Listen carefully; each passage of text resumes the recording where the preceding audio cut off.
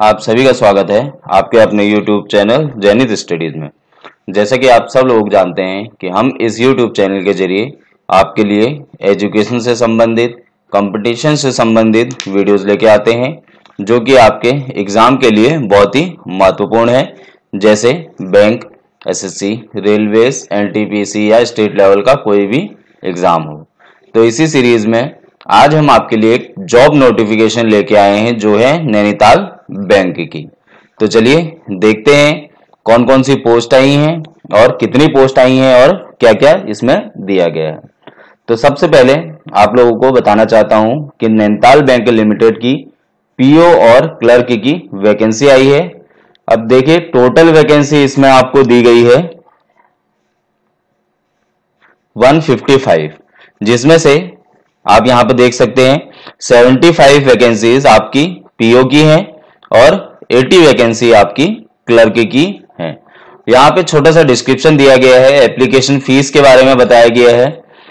तो application fees SN1 यानी कि सीरियल नंबर 1 या पीओ के लिए 2000 रुपये है, जिसमें आपका जीएसटी भी इंक्लूड है, और क्लर्क के लिए आपकी 1500 फीस है। और पेमेंट मोड आपका ऑनलाइन रहने वाला है, फीस वगैरह सब आपकी ऑनलाइन पेमेंट होगी। आपको ब्रांच के चक्कर नहीं लगाने पड़ेंगे या सेंटर के चक्कर नहीं लगाने पड़ेंगे। इंपॉर्टेंट डेट यहाँ पे दी गई है। स्टार्ट कब से हो रहा है?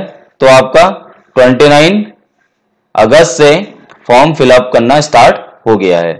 और लास्ट डेट कब की है? लास्ट आपकी 15 सितंबर की है। एज लिमिट इसमें दी गई है, मिनिमम आपकी एज 21 होनी चाहिए, मैक्सिमम आपकी 30 होनी चाहिए। और क्लर्क के लिए आपकी मैक्सिमम एज 28 होनी चाहिए, पीओ के लिए 30 होनी चाहिए। चलिए देखते हैं इसका नोटिफिकेशन और आगे इसके अंदर क्या क्या दिया गया है। तो देखिए यहां पर आपको डीपली बताया गया है पीओ की वैकेंसी ऑफिसर ग्रेड स्केल 1 की 75 वैकेंसी दी गई है। एज आपकी मिनिमम 21 है और मैक्सिमम 30 एज है। वहीं क्लर्क की 80 पोस्ट आई है, जिसमें मिनिमम एज 21 है और मैक्सिमम 28 है।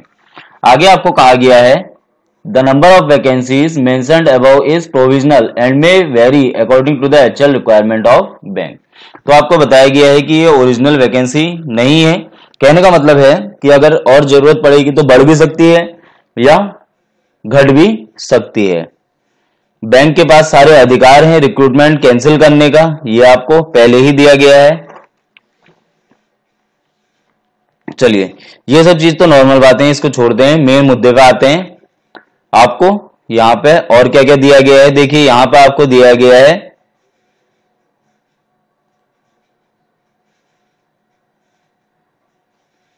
पे स्केल वगैरह दिया गया है पीओ का, ये आप देख लीजिएगा। ये फॉर्म भरने की डिटेल दी गई है, कैसे कैसे आपको भरना है, फोटोग्राफ कितनी है, सिग्नेचर कौन सी पेन से है, ब्लैंक इंक से है, लेफ्ट थंब इंप्रेशन लगाना है ब्लैक और ब्लू से। ये सब चीजें आप बैंक के एग्जाम की कंपटीशन की तैयारी कर रहे हैं, ये सब चीजें आपको पता होंगी, ये सब मैं यहाँ पे नहीं बताऊंगा। आगे चलते हैं। जो इसका मेन मुद्दा है कि पेपर कैसा आएगा, हमें किस तरीके से तैयारी करनी है, या इसकी डेट्स वगैरह कब है। ये देखिए पेपर का यहाँ पर आपको शेड्यूल दिखा दिया गया है। ये आपका ऑफिसर स्केल 1 का पेपर का जो है डिटेल है। रीजनिंग आएगी, यहाँ पे 60 क्वेश्चन आएंगे और 60 मार्क्स के आएंगे, और सारे पेपर आपके इंग्लिश में ही होंगे, इंग्लिश लैंग्वेज में होंगे। और इनको करने के लिए आपको 45 मिनट का टाइम मिलेगा। इंग्लिश आएगी, यहाँ पे 40 क्वेश्चन होंगे, 40 नंबर के, और टाइम यहाँ पे आपको 35 मिनट लगेगा। कहने का मतलब है कि जैसे बैंक का आपका एग्जाम होता है, अगर आपने जैसे इंग्लिश चूज करी है तो 35 मिनट बाद ऑटोमेटिकली इंग्लिश बंद हो जाएगा और अगला आपका टेस्ट शुरू हो जाएगा।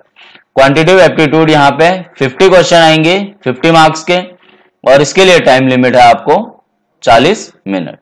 साथ ही साथ जनरल अवेयरनेस आएगी, जिसमें कि करंट अफेयर्स आपकी मोस्टली आएगी और बैंकिंग से रिलेटेड करंट अफेयर्स ज्यादा आएगी।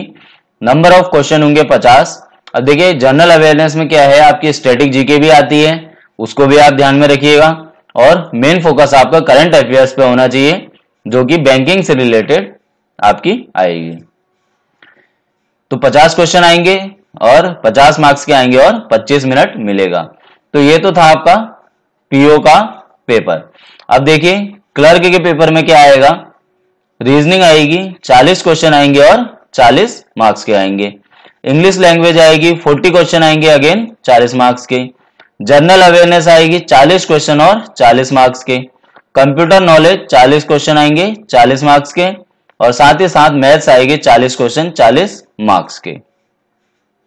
तो आई होप इतना आपको समझ में आ गया होगा। क्लर्क के लिए आपके 5 सब्जेक्ट हैं जिसमें कि कंप्यूटर नॉलेज आपका ऐड हो गया है, तो यहाँ पे आप कंप्यूटर पढ़ना भी जरूरी है। तो इस तरीके से आपका पेपर का शेड्यूल होगा। रॉन्ग आंसर के लिए देखिए यहाँ पे पेनल्टी दी गई है, कितना 1/4। सेंटर यहाँ पे आपको दिए गए हैं, एग्जामिनेशन सेंटर आपको मिनिमम यहाँ पे लिखा गया है, candidate will have to choose any 4 centre in order to their preference and convenience. तो आपकी सुविधा के अनुसार आपको मिनिमम 4 सेंटर यहाँ पे चुनने हैं।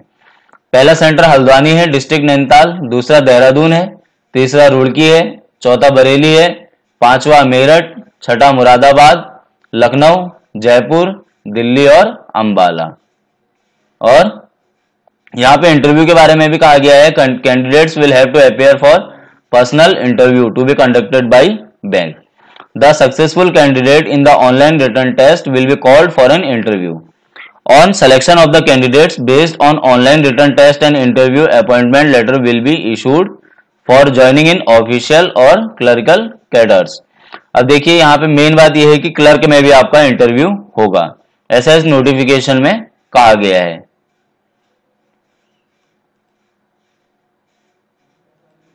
इंपॉर्टेंट डेट्स मैंने आपको बता दिए, तो आप अच्छे से फॉर्म को फिलअप करिए और साथ ही साथ अच्छे से इसकी तैयारी कीजिए।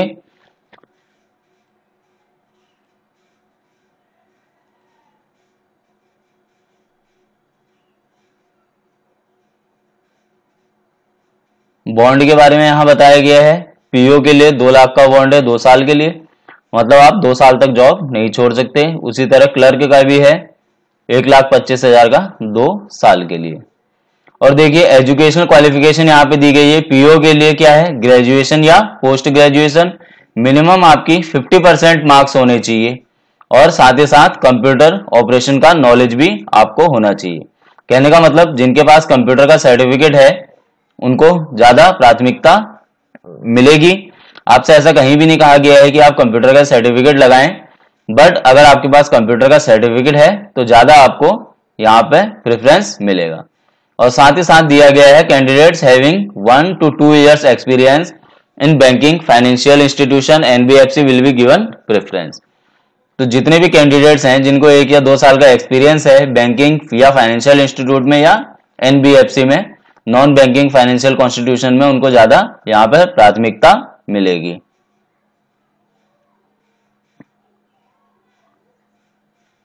और यहाँ पर आपको सिर्फ भरने का वो दिया गया है, किस तरीके से भरना है।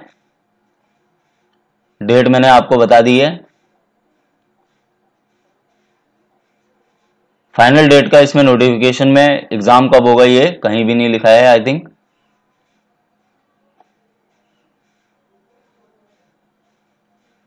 कॉल लेटर्स ऐसा तो कहीं आपको नहीं लिया है कि किस दिन इसका पेपर होगा,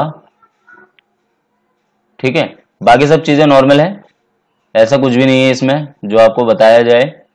जो जो इंपॉर्टेंट था मैंने बता दिया आपको।